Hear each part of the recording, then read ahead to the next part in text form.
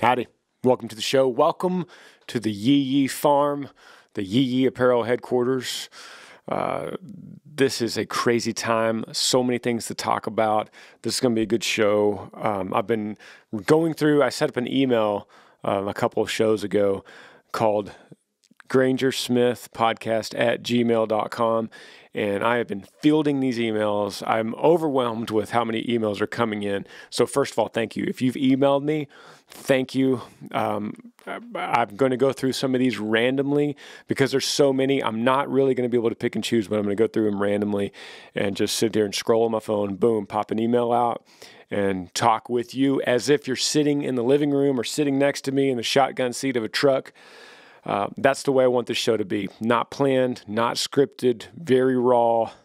And I believe that that's the way that I think it should go. And I think that you will enjoy it more if it's more just me and you getting to know each other, very conversational. Very grateful today that this podcast is brought to you by ShipStation. And with the holiday season right around the corner this year, we know that people are going to be buying more stuff online than ever before. And if you're an e-commerce seller, you better be ready to meet those demands of a record-breaking online shopping season. So you could be ready with ShipStation. That's whether you're selling online, getting a massive amount of orders out real quick. It could be really tough. How do you keep track of who does that? Which shipping carrier do you use? Are you getting the best rates? And that's why my choice and Yee Yee Apparel's choice is ShipStation.com. It's the fastest, easiest, most affordable way to manage and ship your orders. Just takes a few clicks. You could actually do it, boom, right here on your phone. They offer online seller. They can get their orders out quickly, save money on shipping cost, and keep your customers happy. It doesn't matter what you're selling, whether it's Amazon or Etsy. You maybe have your own website. Maybe you're selling protein to buff dudes or T-shirts to country dudes. It doesn't matter. ShipStation brings all your orders into one simple interface and makes them really easy to manage from right there on your device. Like I said, boom, right here on your cell phone. It works with all the major carriers like USPS, FedEx, UPS, even international, and you could get the best rates of anyone out there. They have big discounts on shipping cost, and any business could get the same access to all the discounts as even the big boys, even the big Fortune 500 companies. You always know you're gonna get the best deal. So right now, Granger Smith podcast listeners could try ShipStation for free for 60 days. Just use the offer code Granger and make sure your business is ready to meet the demands of a massive online shopping season. Get started at ShipStation.com today. Click on the microphone at the top of the homepage. Type in Granger. That's ShipStation. Offer code Granger. ShipStation.com. Make ship happen. And a lot of people have actually, speaking of, have asked me how they're going to start an e-commerce business. I know that with its craziness of COVID that a lot of people are switching their business model. Maybe they wanted to open a little shop somewhere in a downtown, and then they saw what happened with everything shutting down, so they decided to stick with e-commerce. And that's what we do. We have plans down the road, maybe to have like a Yee Yee seed and feed, maybe some kind of storefront. But right now, we're sticking with e-commerce. We are a mom and pop company still. We're still a family-run business. We always will be. We fulfill everything, so we don't print our shirts, but we have a lot of people that we work with that print them, and then we have a design team, and then we get everything, the big bulk boxes mailed here, and then me and my crew will go through personally, sort through them, ship them out, which we're really busy because of the fall launch. So we got a lot of people in there shipping away like crazy, trying to make it happen. If you're one of those people waiting on an order, it's going to take a few days. Just like I said, family-run business. That's just the way it is. I'm going to get to some of these emails next week. Next podcast, I believe, is going to be done just like the old ones were done back of my bus of Wildflower on tour. At least that's the plan. We are starting the tour here and there. So check my website, grangersmith.com, to check out that tour. And before I get into these questions, there's one question overwhelming above all others, and that is, will you be in blank city? Whether that's Sacramento or Fayetteville or Charlotte, I'm getting all these questions. The answer to all of them is yes, we will be. We're not going to skip your city, and if we do, we're coming close by to a nearby town. We will not skip any of the 50 states. We will not skip Europe coming up in the next couple of years. So be patient with me. I know this is a crazy time, but we will be coming to your town. I promise. You don't even have to ask that question. I want to. I know you need me to, and we will. Welcome to the Granger Smith Podcast, episode 51. Roll that intro.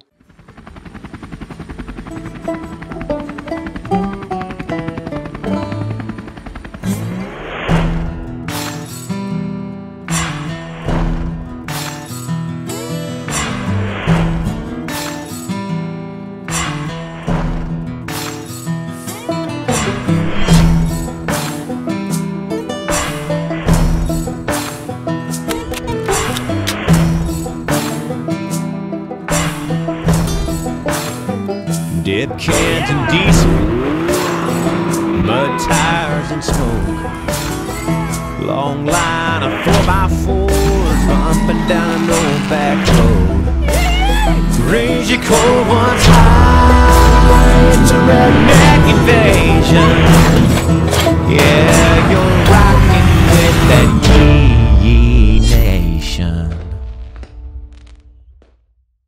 I guess the most important thing I could say to start this show is that the album is out. I've been talking about this. I don't know how many episodes. I don't know how many times I've built it up. But as we speak right now, it is out. It's called Country Things Volume 1. And it has 8 songs on it. And then there'll be a Volume 2 that comes out at the end of November. So you'll be able to get Volume 2, collect them. You'll have 16 songs total. Right now there's 8. It's out wherever you find music.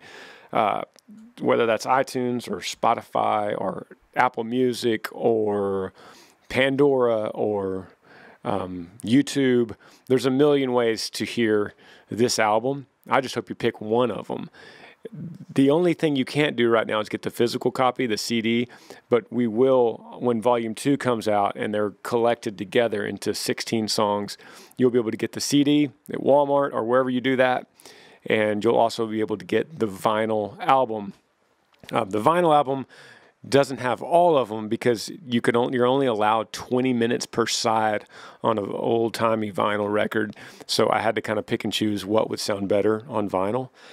But all in all, pretty pumped about it. And it's a really important week for you guys to check this out because this is the week, that first 7 days is what matters most on if this album gets to be ranked as a top 5 or top 10 album on Billboard. I've never personally had a number 1. That's not to be confused with like an iTunes number 1. That's different. Billboard is everything combined, whether that's iTunes or all the streaming service, all of that combined into one. And this is a crazy fact that most people don't know, but the way that Billboard counts this for units consumed, right? It used to be so easy. You just, how many records did you sell? Boom, that's it. But now because of streaming, it adds this interesting wrinkle. So it takes 1,500 streams equals 1 download. So that's either that's a song or an album, same thing. So my album right now, if you buy it on iTunes, it costs, I believe it's $7.99. And that, if you do that, that equals the equivalent of you streaming it, the whole album, 1,500 times. 1,500 times is the same equivalent on Billboard for the charting system as you paying $7.99. Isn't that wild? Like, who even comes up with these numbers? Who was the one that said it needs to be 500? No, it needs maybe 1,000. No, 1,500. Like, who came up with that? But that's the way it is. And that's the way when you see some of these plaques on the wall from Billboard, and it'll say, instead of saying like a gold record, for instance, which is 500,000 sales. It used to be so easy. You sell 500,000 copies, you get a gold record. But now it'll say, instead of sales, it says, I believe it says equivalent sales. So that means it's including streams 1,500 streams per, and isn't that wild? But this is an important time for me. So, if you do buy the album for $7.99, or if you already have a few songs, you complete my album for just a few bucks more. So if you've already paid $4, then it's, you only pay $3.99. But this is an important time because that's when those numbers really matter. But that being said, ultimately, my main goal is for y'all just to hear it and like it and connect with it. There's 8 songs on there. So let me be honest with you. If there's 8 songs, I hope you like them all. And I hope you really connect with 3 of them. And I hope one of them is one of your favorite songs. That would be amazing. Like that's the odds I would like to play. I would like you to really deeply connect with 3 of them and go, man, that's my jam. That's about me. Or I used to live that song. Yeah. So comment below. If you're watching this on YouTube, comment below. And subscribe to this channel too. And subscribe if you're whatever your favorite podcast app that you're listening on. Subscribe to that, and we'll keep this thing rolling. Then I'll start previewing volume 2. Yeah, I was going to go through, and I've had this question before. Why don't I go and do the old podcast where it was really in depth and the production value was higher and there was a lot of cuts and there was music playing? I had to cut that out because YouTube and these podcast apps don't allow me to play music. Even if it's my own music, they will literally, without explanation, mute that song. So I could be talking in a random podcast and then there's like a dead space where a song was playing. So yes, I could go jump some hoops and get, lawyers' approval since they're my own songs and get it all cleared. But it takes a long time. And the easiest thing is just to tell you guys, sorry, I can't play the songs on this podcast, but you could literally just one click away and listen to anything off Country Things. And I have like all the descriptions of these songs and how I wrote them and how I recorded them. I was going to read it. It might be kind of long, so I don't know. In the artist world, we call that cut by cuts. And I probably won't read them on this podcast. I'll probably get to your questions. But if you do want me to read these, let me know. And I could do that next time. Let me know if you want to hear the full stories. These songs, it's Country Things, That's Why I Love Dirt Roads, Mexico, Country and You Know It, Heroes, Chevys, Hemis, Yodas, and Fords, Hate You Like I Love You, and I Kill Spiders. Those are the 8 songs on Volume 1. And I'll start revealing Volume 2 soon, very soon. Let's get to some of these questions. So this is Granger Smith podcast at gmail.com. If you have a question, if you want me to acknowledge something on this podcast, type away, and I have them, boom, right here on my phone. So I'm not going to go in order because then I would just be picking either the oldest or the newest. So I'm just going to flip through and go, boom. This one is from Michael Cannon. It says, "Hey Granger, once again, let me preface before I read it. I have not read these, so this is going to be random. I don't know what I'm getting into. I'll do my best.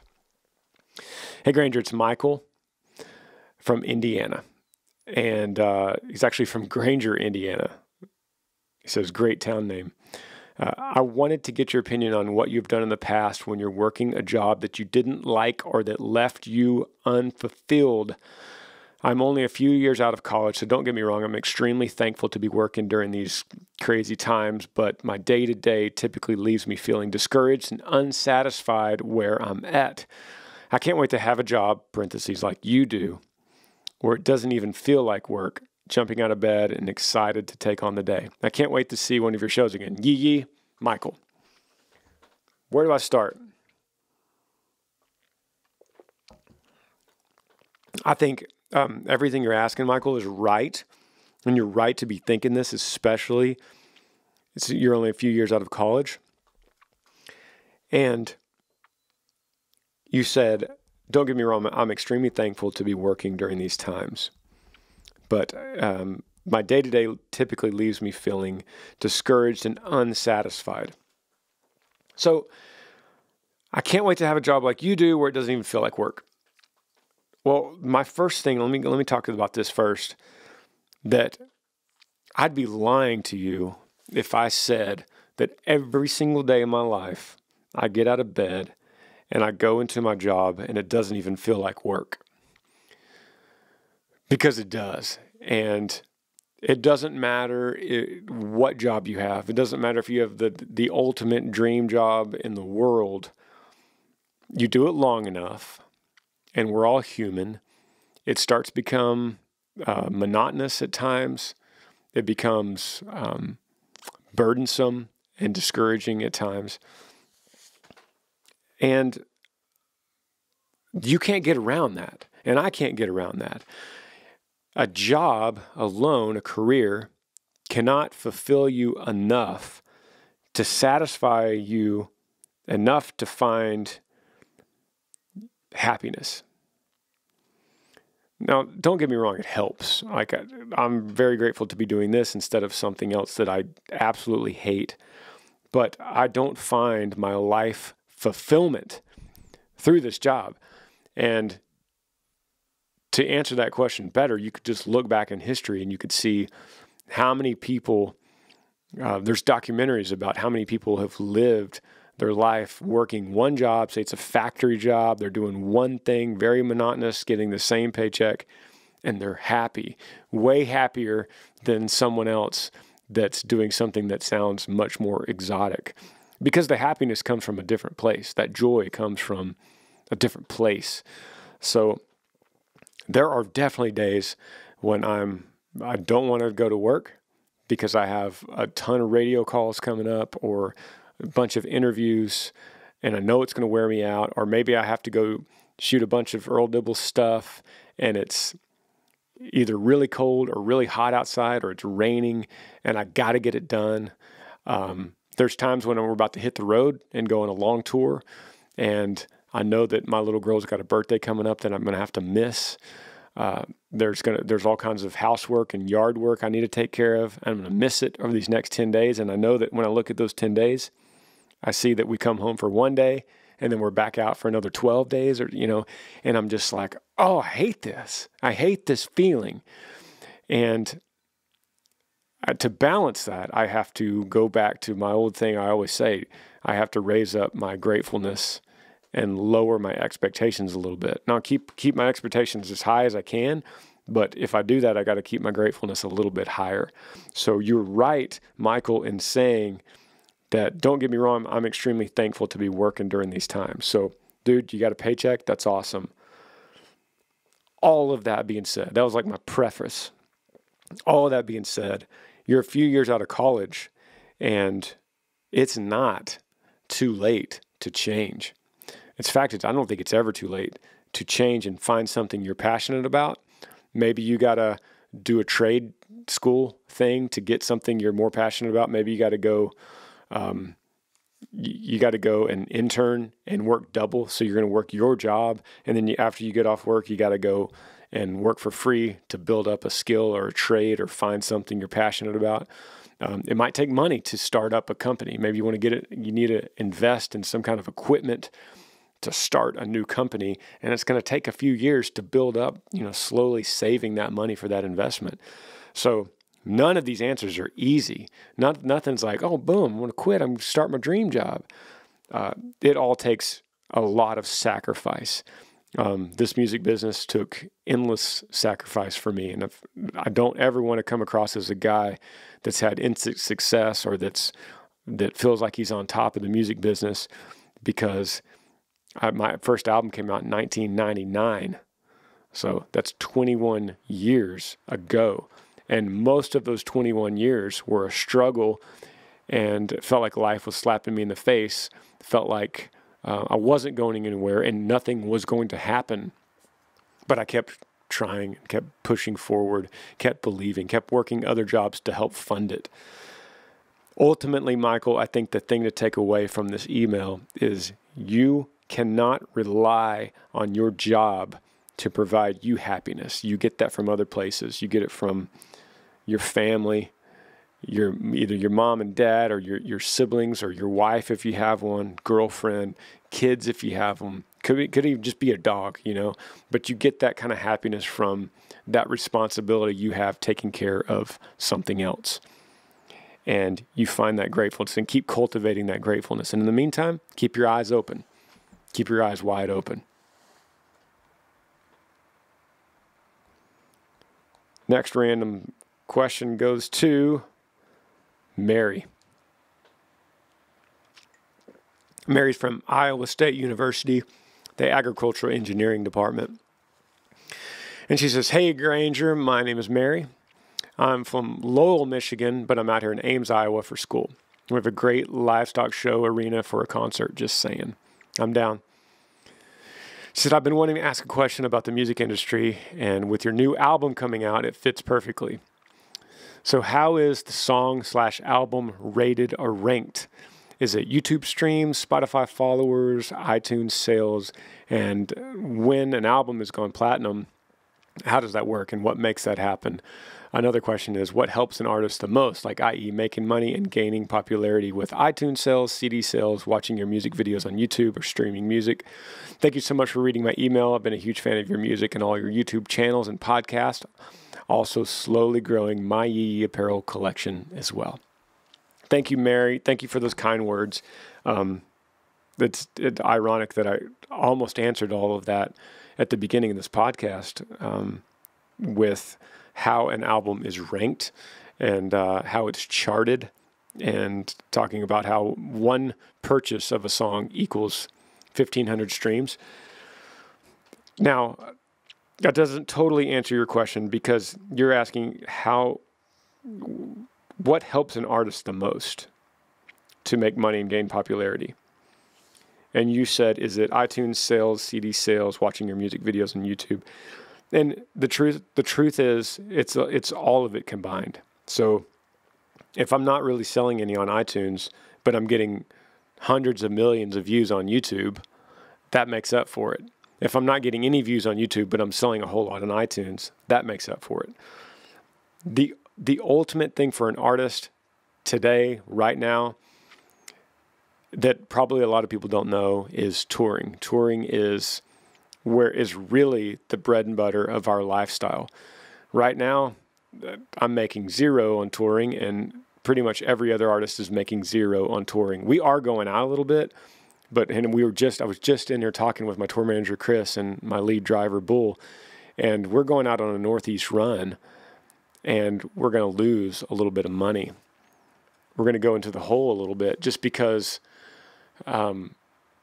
diesel fuel, show pay for the guys, making sure everybody has food, the commission I have to pay to book an agent, things like that.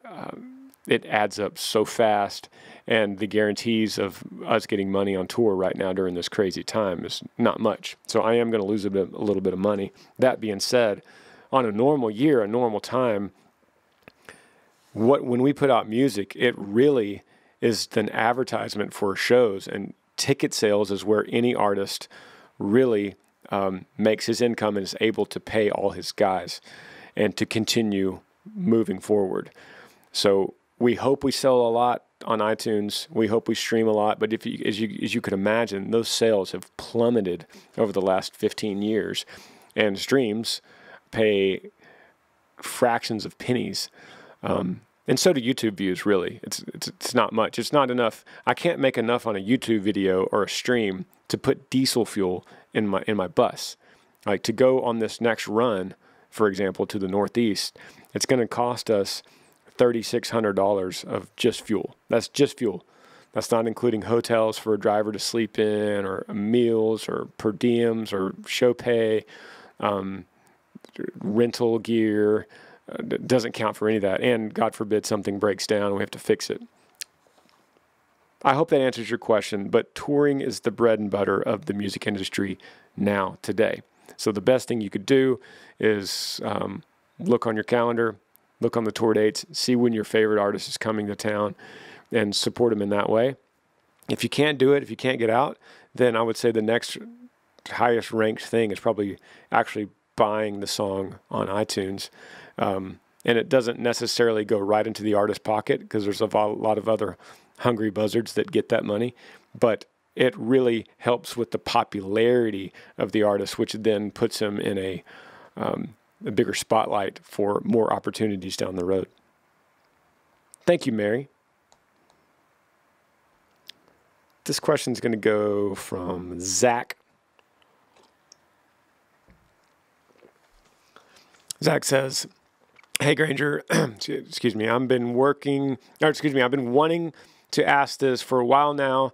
Long-time listener, first time contacting you. So I graduated college with a business degree, but I've always had a dream to make country music and that moves people like it's affected in me in my life, and me too. I'm from North Carolina and have made trips to Nashville to try and network some folks. My question is, what would you say to a new artist trying to make a living pursuing country music? Any advice is appreciated. Love the new music you've put out." Thank you, Zach. And Godspeed, my friend. It's a crazy business.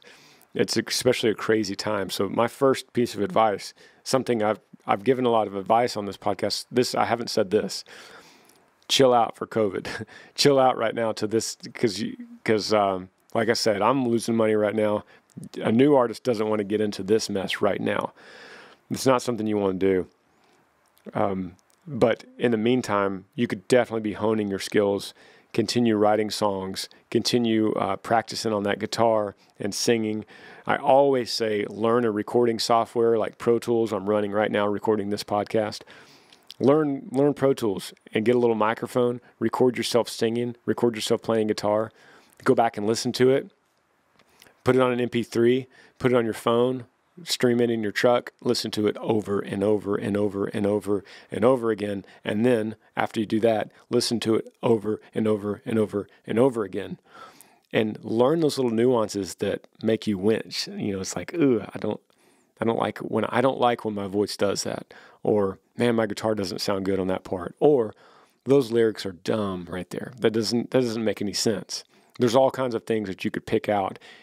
And of course, then at the same time, you can go, man, I love when this happens in this song. Do more of that.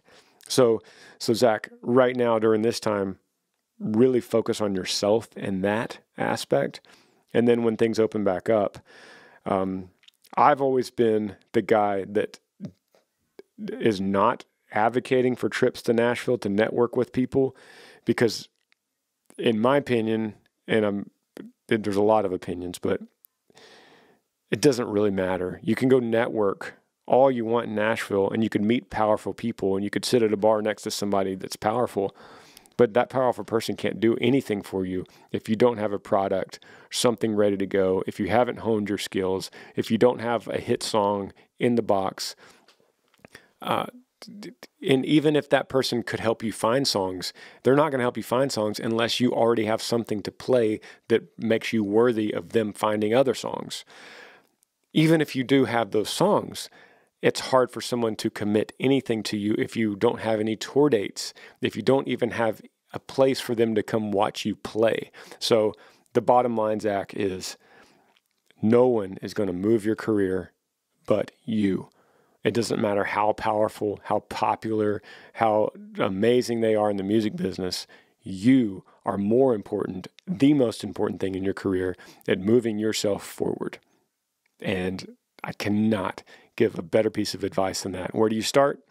If you don't have a gig, you can start with an open mic night. You're in right there in North Carolina. I would go get an open mic night and start playing. I did that every Thursday night at a place in College Station, Texas, and tried to get a little better. Recorded myself, set a video camera up there, watch yourself, see what you're doing right, see what you're doing wrong, see if you can start attracting some fans. And as that happens, you're building a story that means more to those people that you're going to network with in Nashville. Does that make sense? Good question, buddy. I'll take a break, be right back.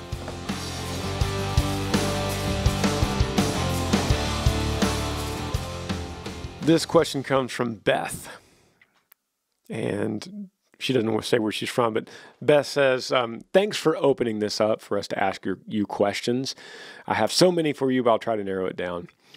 To what or whom do you attribute your wisdom? Oh gosh. From what I see, your words, thoughts, and actions are well beyond your age. Also wondering if you and Amber have ever thought about doing a speaking tour or writing a book, sharing your story, faith, and wisdom.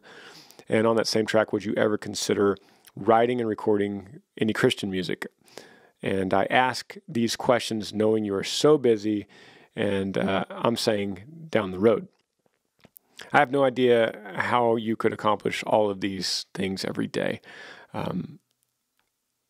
Thank you so much, Beth. It's not the first time. Oh, here we go. Wisconsin. Beth from Wisconsin. It's not the first time that someone has asked me about, will I sing Christian music? I had a friend of mine a long time ago who was ahead of me in years, and he had very strong faith, and he told me that there is a lot of corruption in the Christian music industry. So that answers that question on, do you want to get into that actual industry and try to sell Christian songs? So there's a lot of corruption in that. And gosh, I hate that for those people. But he told me, my friend, that he would rather try to be a light in a dark place than to just go straight into the people that are expecting you to hear that. I don't really think that's your question, Beth.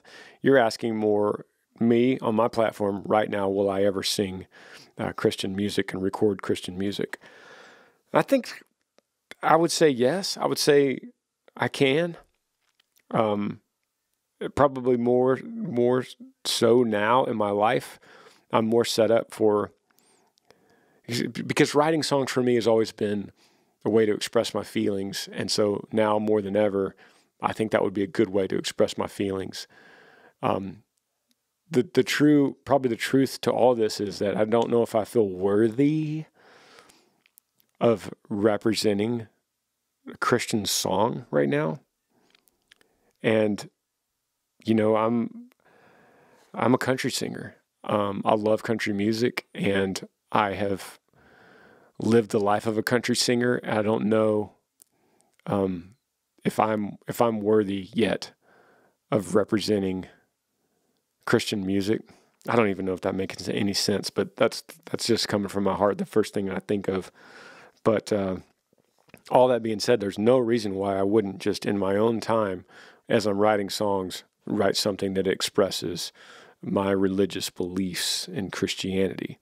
So I can't say when or how or next album, or is there going to be a full gospel album? I've heard that question.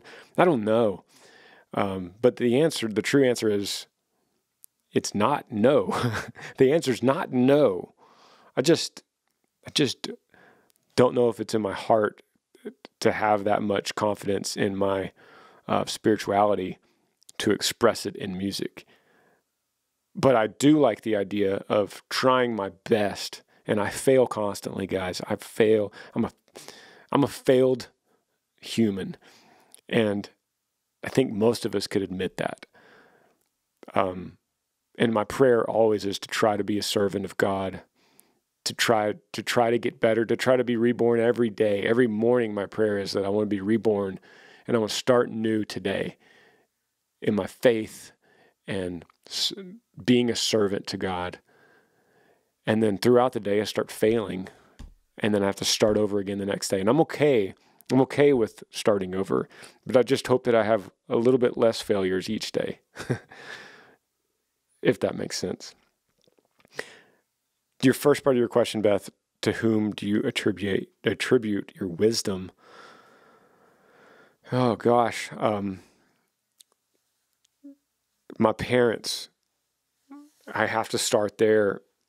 I was raised in a very I was raised in a good home. Parents that I'm very blessed to say that I have parents that cared about me above their own ambitions. My dad, to his own detriment, my dad didn't have any hobbies that didn't include his 3 boys or his wife. And we are always like, Dad, save some money and get like a motorcycle. You know, you always see these old guys on motorcycles and Harleys. Like, there's got to be something fun to that, Dad. Why don't you get like an old Harley and just drive it through the Texas Hill Country and just free your mind? And he'd always be like, why would I do something like that? I would never, what am I going to do with the motorcycle, Granger? Because the truth is, he put his family ahead of himself and ahead of his own wishes and ahead of his own ambitions or hobbies or whatever. He always put his family in front of that. And huge blessing that was to us. A little bit of, I think maybe, I still wish that he would have, he passed away, but I could still wish he would have gotten some kind of hobby other than his 3 boys and wife. But my dad was a very wise man. And perhaps what I miss about him the most is getting his advice on stuff, because I could call him at any time and just say, Dad, I got a problem. I got a dilemma. Or, Dad, I got something to celebrate. But he was always my first call. And I still feel every once in a while, that little 2-second urge to pull out my phone and call him. And it could be something really good, or it could be a dilemma I'm in, and I feel that I better call Dad. And I remember he's not going to answer, but I still have his phone on my speed dial. It's funny, like on my favorites on my iPhone, I still have his number. And there have been a couple times I accidentally butt dialed him, and of course it's somebody else now. And I remember when the first time that happened, I realized it and I hung up real quick, and then that person kept calling me back to see who I was. And so my phone would light up and it would say Dad, lighten up. I was like, oh my God, I'm just torturing myself.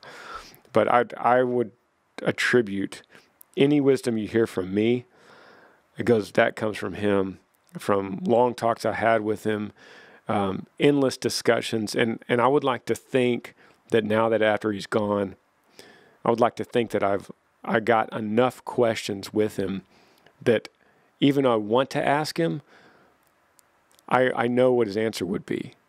I know him that well that I already know what he would say, whatever I asked him. That doesn't make me feel better about it, but that's the truth. And the best I could do with all this is pass that stuff on to Lincoln in London.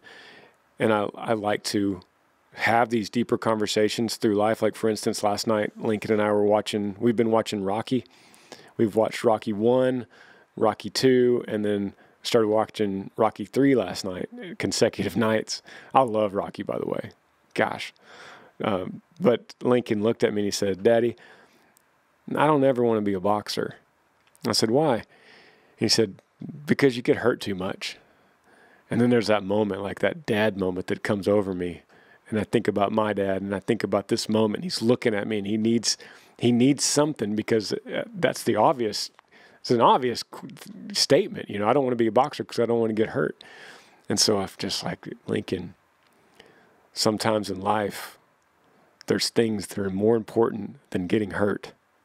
Pain is temporary. And some things are more important that you're passionate about that outweigh getting hurt.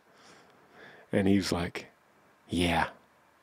And I'm just thinking, I hope that sinks in. I know he's only 6 years old, but man, what an important thing that he brought up to me, that you have to overcome pain, and it's not just physical pain, buddy. When you get older, I didn't tell him this, but when you get older, there's a lot more pain than just getting your eyes punched by another boxer.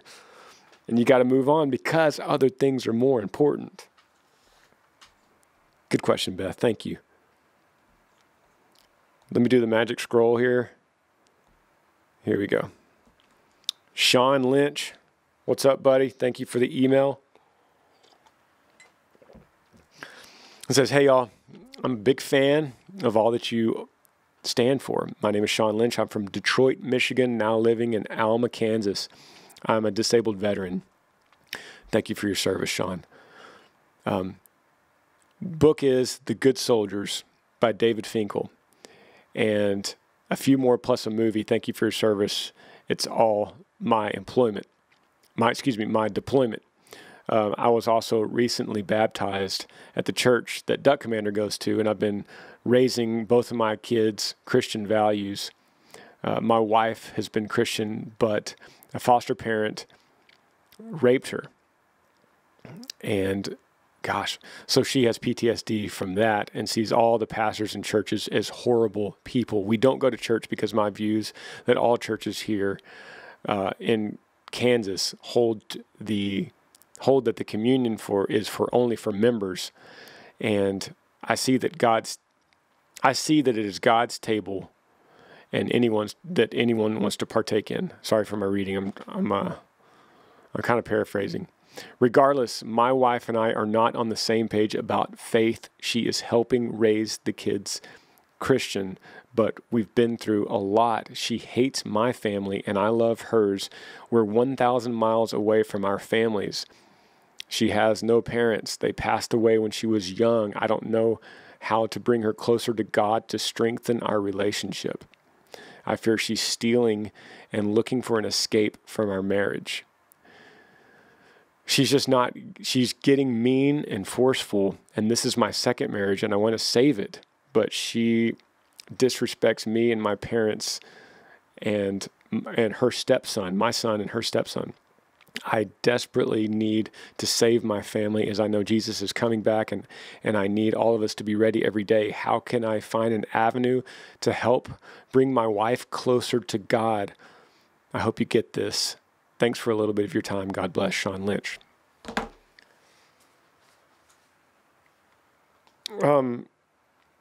How did I end up as a country singer that gets that kind of question? But I'm going to take it because I opened this up. I opened this podcast up for you guys, and I will take any question you ever want to ask. But I wonder, Sean, why you think I'm qualified to get into that. That being said, I'm going to dive in. Sean, once again, thank you for your service. You're a disabled vet. You've been through things that I cannot understand. And all I could say to that is, because of people like you allow me to have a job that I love in country music and have this podcast, and you represent the freedom that I get to then exploit and be protected with my family. I'll start with that. Thank you for that. It sounds like you are in a really tough spot. Not only are you a disabled vet who I'm sure is dealing with your own demons, you say your wife has PTSD from being raped by a foster parent. And she now sees pastors and churches as horrible people. And now you don't go to church. And you believe that you should still raise your kids in a Christian household. She hates your family. You love hers. You're 1,000 miles away. She has no real parents. They passed away when she was young. You don't know how to bring her closer to God to strengthen your relationship with her together. And you fear that she's stealing and looking for an escape from marriage. She's getting forceful and mean. And maybe the worst part of this whole thing is that she's poorly treating your son, her stepson. Man, dude, I'm not qualified, but here's what I think. Your number one priority is your son.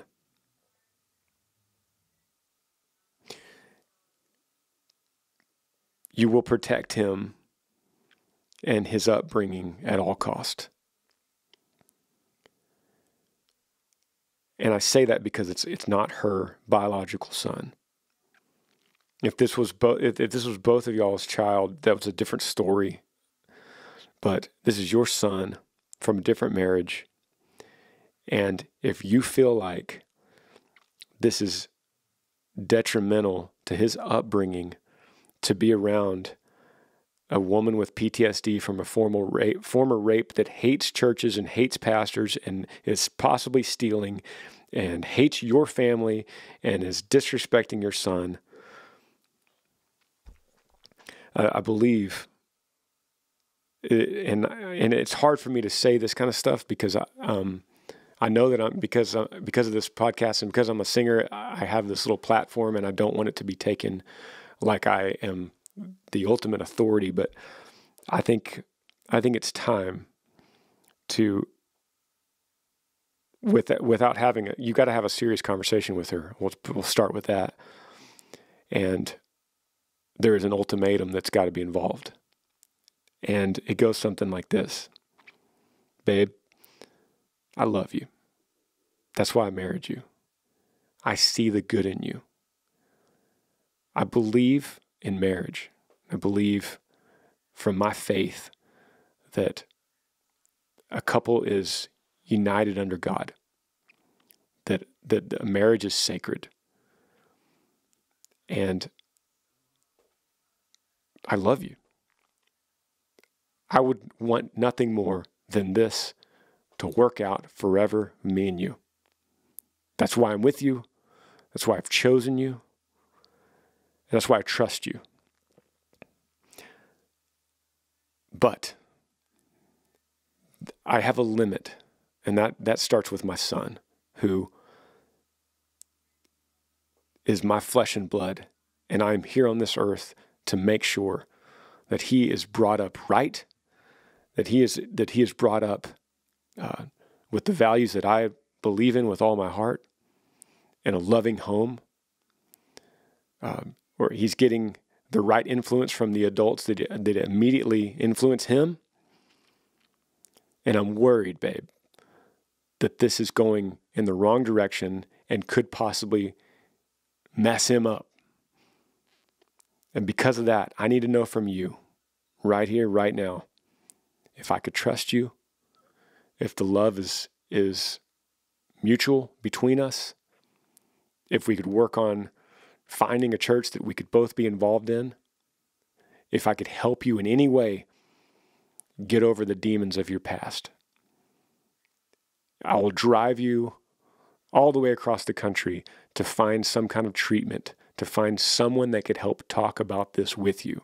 And I'm willing to commit everything to getting you better. But if you can't, and if you refuse, then me and my son have to walk away. And please don't make me do that because I don't want to. But we're going to walk away. Out of love for my son and out of love for you that needs to get better, and you're obviously not getting better with me. And maybe it is me. Maybe I'm bringing out the worst in you, and God forbid, that's the last thing I want to do is bring out the worst in you. So then, boom, Sean, it's in her court. And her answer will mean everything. What she says at that point will mean everything. And here's the key. Whatever her answer is, you got to go with that. And if she says, I don't think I can, then you got to take the step and you got to get out. You got to walk away. For the sake of your son, if anything else, it's for the sake of your son.